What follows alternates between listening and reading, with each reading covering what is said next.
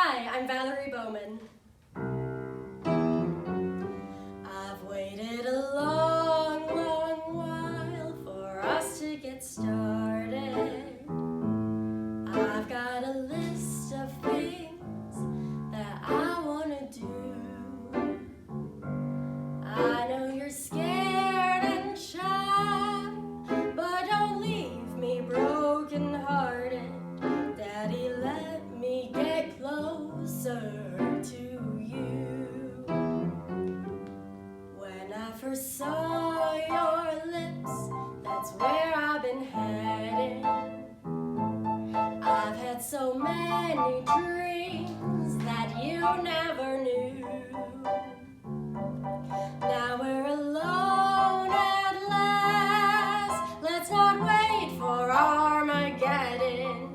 Daddy, let me get closer to you.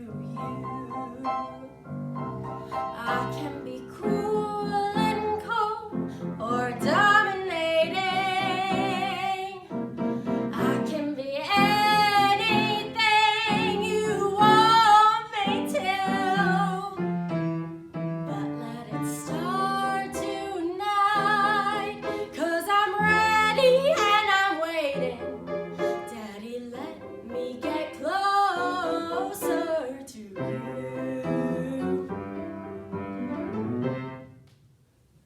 I will not be thy executioner. I fly thee, for I will not enter thee.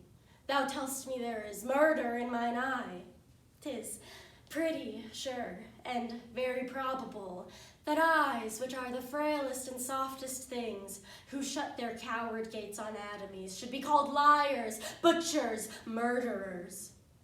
Now I do frown on thee with all my heart, and if mine eyes can wound, now let them kill thee.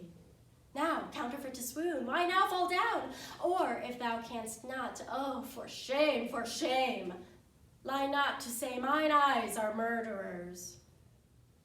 Thou toldst me when we came from horse the place was near at hand. Ne'er longed my mother so to see me first as I have now. Pisanio, man, where is Posthumus? What is in thy mind that makes thee stare thus? Wherefore breaks that sigh from the inward of thee? One but painted thus would be interpreted a thing perplexed beyond self-explication. Put thyself into a havior of less fear, ere wildness vanquish my stater senses. Why tender'st thou a paper to me with a look untender?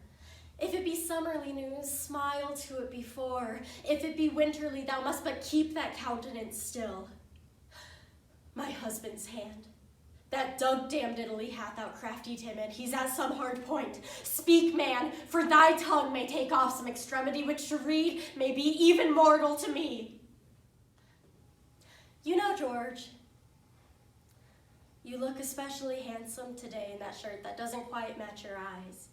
You wore it when we went to that conference in Atlanta and we had lunch at the Audition, and you made fun of how Americans pronounce Audition, which is pretty much how I pronounce Audition, so I just kept quiet.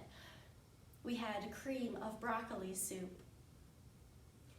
You know, George, sometimes there's a little bit of hair that sticks up at the back of your head, and it makes me sad.